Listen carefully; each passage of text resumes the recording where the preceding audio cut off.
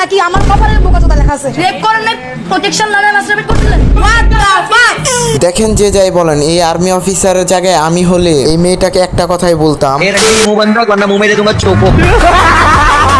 আসলে এরা কোন লেভেলের হলে প্রশ্ন করতে পারে অনেকগুলো প্রশাসনের সামনে এবং অনেকগুলো ছেলেদের সামনে। ছবি না, উত্তেজনামূলক ছবি, গোপনাঙ্গের ছবি। হ্যাঁ, গোপনাঙ্গের ছবি। রেপ করেন না, প্রোটেকশন না মাস্টারবেট করছিলেন? ভাই এটা কার ফিউচার ওয়াইফ হতে পারে? আর যাব না বেগুন তুলিতে ললিতে, আর যাব না বেগুন তুলিতে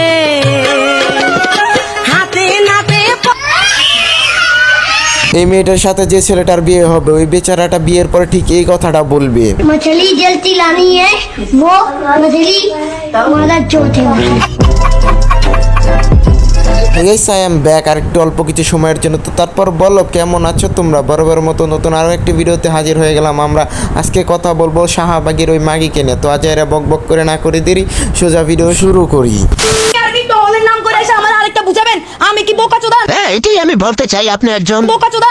দেখেন আমি এদের পুরো ভিডিওটা দেখতে পারি না, কারণ এই বাল পাকনা আইকনিক ছাপরি মেয়েটি অনেক খুব অশ্লীল ভাবে কথা বলতেছিল। আমি শুধু ভাবতাছি এই সেনাবাহিনী ভাইটার কি পরিমাণ ধৈর্য। দেখেন এই মেয়েটা যেভাবে সেনাবাহিনীর সাথে বরাবর বেয়াদবি করছে, আমি শিওর আপনার সাথে যদি এমনটা করতো তাহলে আপনি এই বেয়াদব মহিলার সাথে ঠিক এমনটাই করতেন।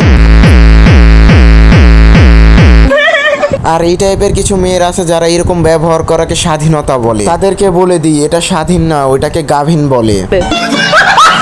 দেখেন ভাই আমিও চাই এই বোকাচোদার বিচার করা হোক। শুধু তাই নয়, ওই মেয়েটাকেও আইনের হাওতায় নিয়ে আসা হোক। কেন? কারণ রে ব্যাটেন হওয়ার আগেই তারা দুজনে পাগলা পানি খাচ্ছিল।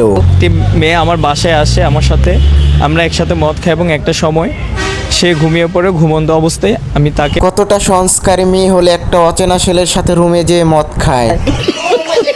বিচার করতে হলে তাদের দুজনেরই বিচার করতে হবে, কারণ এদের জন্য ছাত্রছাত্রী সবারই নাম খারাপ হয়। আর আমি ভাবতেছি এইগুলো ভিডিও যদি ওর বাপ মা দেয় তাহলে কি বলবে। पढ़ने लिखने की उम्र है और यहाँ जूत मारी जा रही है।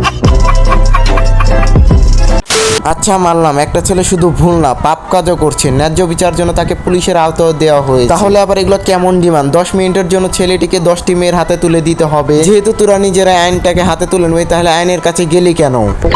যখন আইন এদের কথা না শুনে তখন এরা বলে হোয়াট দ্য ফাক! বাংলাদেশ সেনাবাহিনীর কাছে আমি দুঃখিত।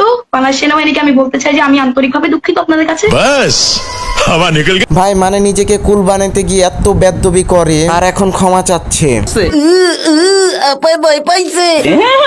কারণ আর্মিদের হাতুর থেরাপি দেওয়ার কথাটা তার মনে পড়ে গেছে।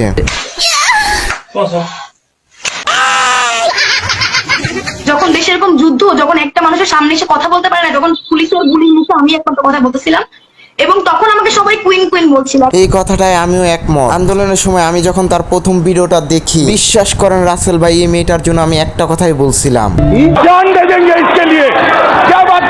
কিন্তু তার এই ব্যবহার শোনার পর আমি কি বোকাচোদা নাকি আমার কপালের বোকাচোদা লেখা আছে? প্রোটেকশন না মাস্টারবেট করছিলেন? এটা শোনার পর এখন শুধু আমি একটা কথাই বলি, আমি জানি এখন অনেকেই আপনারা আমাকে গালি দিবেন, স্পেশালি নারীবাদীরা। তাদেরকে আমি বলে দিই ক্যামেরার সামনে বেয়াদবি প্রমোট করাকে স্বাধীনতা বলে না। শুধু তাই না, আইন নিজের হাতে তুলে নেওয়াকে অধিকার বলে না। প্রত্যেকটা মানুষের জন্য রুলস এবং লিমিটেশন আছে, কারণ দেশ আবেগ দিয়া চলে, বিবেক দিয়া না।